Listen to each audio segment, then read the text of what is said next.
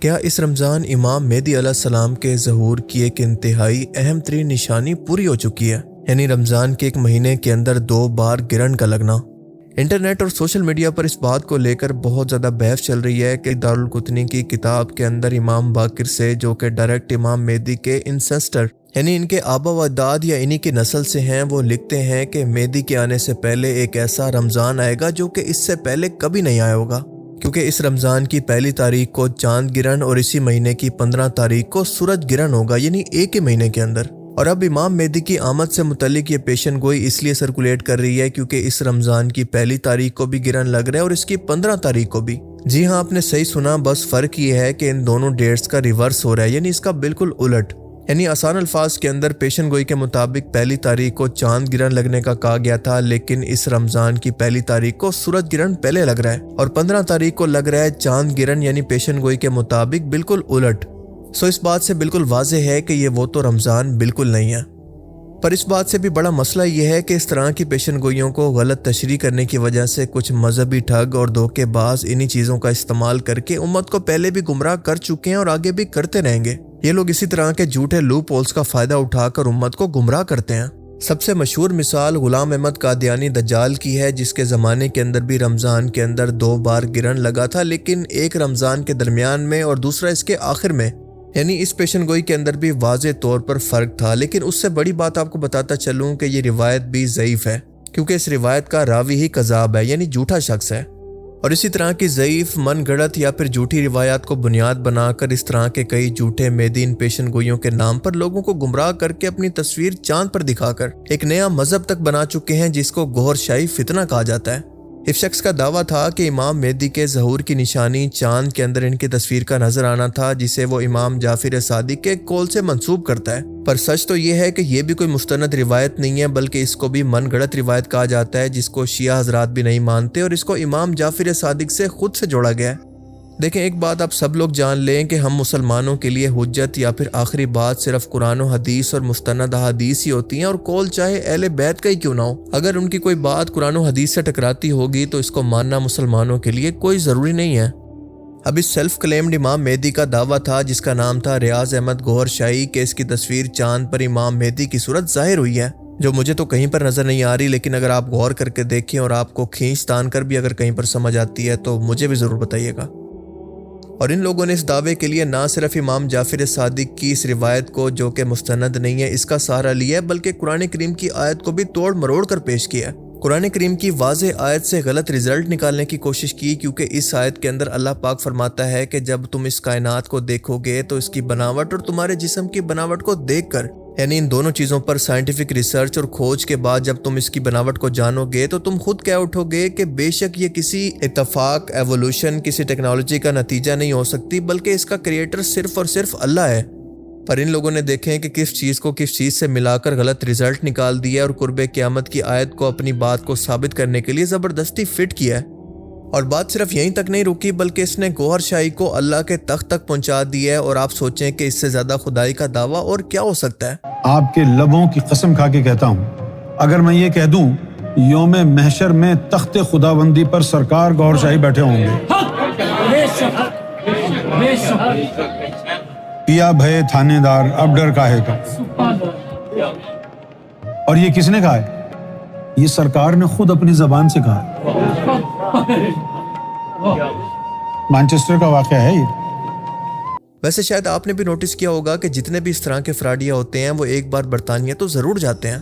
یہ در گوھر شاہی کا ہے، جہاں کوئی لمٹ، کوئی حدود نہیں ہے، جس قدر ضائع کر لو وہاں کوئی تنگی ہی نہیں ہے، وہاں کوئی کمی ہی نہیں ہے، نہ انہوں نے کمایا ہے جو دیتے وقت تکلیف ہو ان کو۔ یہ علماء کہتے ہیں نا 4 آسمانی کتابیں، اب ان سے پوچھئے، ایک تو ہو گیا قرآن، قرآن کس پہ اترا؟ محمد رسول اللہ پہ۔ دوسری ہو گئی انجیل، وہ کس پہ اتری؟ عیسیٰ علیہ السلام پر۔ تیسری ہو گئی توریت، وہ اتر گئی موسیٰ علیہ السلام پہ۔ زبور جو ہے وہ صرف مناجات ہیں، وہ داؤد علیہ السلام کے پاس تھے۔ 1,24,000 پیغمبروں پر ایمان لاتے ہو، 5 مرسلین پر ایمان لاتے ہو، تو پھر آسمانی کتابیں 4 کیوں ہیں؟ ان 4 میں سے بھی ایک آسمانی کتاب ہے ہی نہیں، زبور، 3 کتابیں رہ گئی۔ ابراہیم علیہ السلام کی تعلیم کدھر ہے؟ آدم صفی اللہ کی تعلیم کدھر ہے؟ یہ جو ہندو ہمارے جو بھائی ہیں یہ جو وید کا ذکر کرتے ہیں، یہ جو وید ہے یہ آدم صفی اللہ کی تعلیم، لیکن تم شامل ہی نہیں کرتے۔ اگر تم شامل کرتے تو مسلمانوں کو کم سے کم اتنا پتا ہوتا کہ یہ جو ہندو قوم ہے یہ کافر نہیں ہے، یہ بھی اہل کتاب ہیں۔ اب یہ ریاض احمد گوہر شاہی کا ایک چیلا ہے جس کا نام ہے یونس الگوہر، اور اس بندے کی جہالت کا لیول چیک کریں کہ اس کو اتنا نہیں پتا کہ ہر زمانے کی قوم کے لیے اللہ کے احکامات اس دور کے اندر الگ تھے جس پر اسی دور کے اندر عمل کرنا فرض تھا۔ آج کے دور کے اندر ان کتابوں پر عمل کرنا کوئی ضروری نہیں ہے، اور ان کتابوں کا باقی نہ رہنا یا باقی رہنا کوئی مسلمانوں کے لیے معنی نہیں رکھتا، کیونکہ جب نئے احکامات آتے ہیں تو پچھلے احکامات آٹومیٹیکلی ختم ہو جاتے ہیں، اور قرآن کے معاملے میں بھی بالکل ایسا ہی ہوا ہے۔ قرآن کریم جو کہ قیامت تک کے انسانوں کے لیے ہدایت ہے، اس کے آنے کے بعد پچھلی کتابوں کی عملی حیثیت مکمل طور پر ختم ہو گئی ہے۔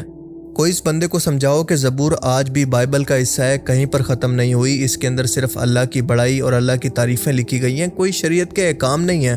امیجن کریں کہ یہ بات یہ بندہ اللہ کو سمجھا رہا ہے کہ تمہیں نہیں پتا کہ ہندو بھی اہل کتاب ہیں، کیونکہ اللہ نے قرآن کے اندر کئی جگہ پر بار بار اہل کتاب کا ذکر کرتے ہوئے صرف کرسچنز اور جیوز کا ہی ذکر کیا ہے، یعنی تورات اور انجیل کے ماننے والوں کا۔ سورہ الحج کے اندر اللہ پاک ان کا باقاعدہ ایک الگ گروہ کے طور پر ذکر کرتا ہے، یعنی مشرکین کا گروہ جو کہ اللہ کے ساتھ شرک کرتے ہیں، بالکل ایسے ہی جیسے آتش پرست یا پھر آگ کی پوجا کرنے والوں کو الگ سے بیان کیا ہے۔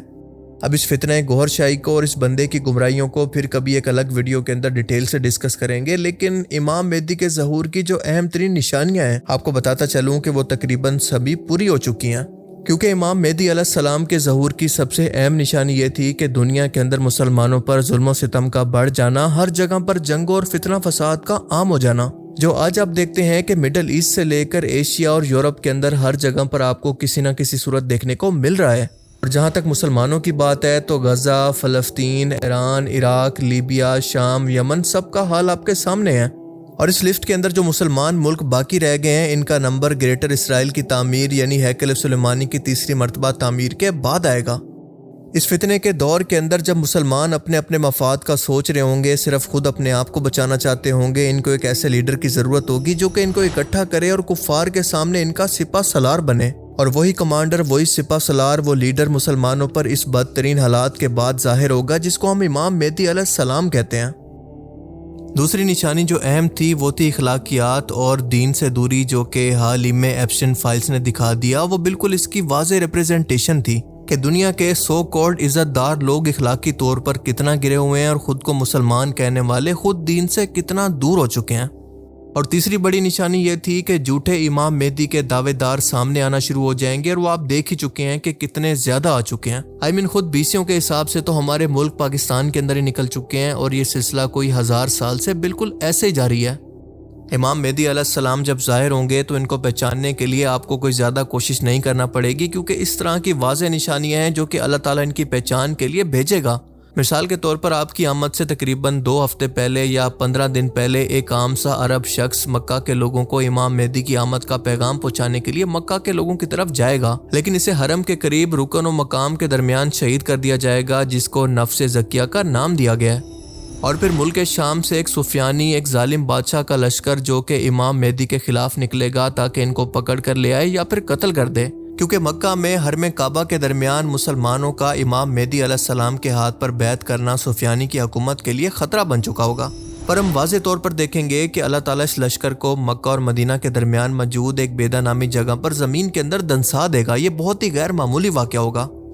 بالکل اسی طرح سے امام مہدی کی بیعت مکہ کے اندر کعبہ کے پاس ہوگی، اور یہ بہت ہی غیر معمولی واقعہ ہوگا جس کو پوری دنیا دیکھے گی، اور حدیث میں آتا ہے کہ آسمان سے ایک انجان سی آواز ان کے سچا ہونے کی گواہی دے گی۔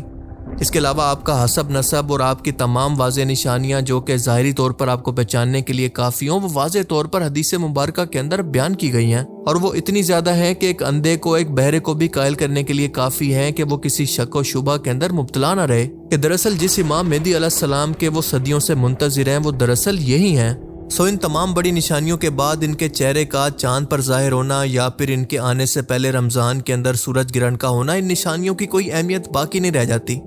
اب ویسے تو ان کی یہ بڑی نشانیاں ان کے ظہور کے بعد ہی ظاہر ہوں گی، لیکن آج کے دور کے حساب سے دیکھیں تو امام مہدی علیہ السلام کی آمد کا پورا ماحول تیار ہو چکا ہے۔ ذرا غور کریں تو حالات اسی طرف جا رہے ہیں کہ پوری دنیا کے اندر ہر جگہ پر انریسٹ ہے یا پھر امن کی صورتحال انتہائی خراب ہو چکی ہے. ہر جگہ پر جنگوں کی باتیں ہو رہی ہیں. نبی کریم صلی اللہ علیہ وسلم نے ہمیں ان کی آمد کی تاریخ نہیں دی بلکہ صرف ان کی نشانیاں بتائی ہیں، اور وہ تب پوری ہوں گی جب اللہ تعالیٰ خود چاہے گا. انسان تو صرف اندازے لگا سکتا ہے جیسے ہم لگا رہے ہیں، کیونکہ بگاڑ کی شروعات ہو چکی ہے، اور یہی بگاڑ آنے والے ٹائم کے اندر آپ دیکھیں گے کہ اسی طرح سے اس فتنے کی شروعات کرے گا. امام مہدی علیہ السلام کو اللہ پاک یہودی قوم کو بچھاڑنے کے لیے اسی طرح سے مسلمانوں کا لیڈر بنا کر ظاہر کرے گا جیسے ان کے والد نے خیبر کے مقام پر یہودیوں کے آبا و اجداد کو بچھاڑ دیا تھا. آج ہم مسلمان تو شاید اس بات کو بھول چکے ہوں، لیکن یہودی قوم اس کو نہیں بھولی، اور اسی لیے آپ دیکھتے ہیں کہ وہ پوسٹر اٹھا کر آج بھی مسلمانوں سے یہ کہتے ہیں کہ خیبر واز یور لاسٹ چانس، یعنی خیبر تمہارے پاس یہودیوں کو ختم کرنے کا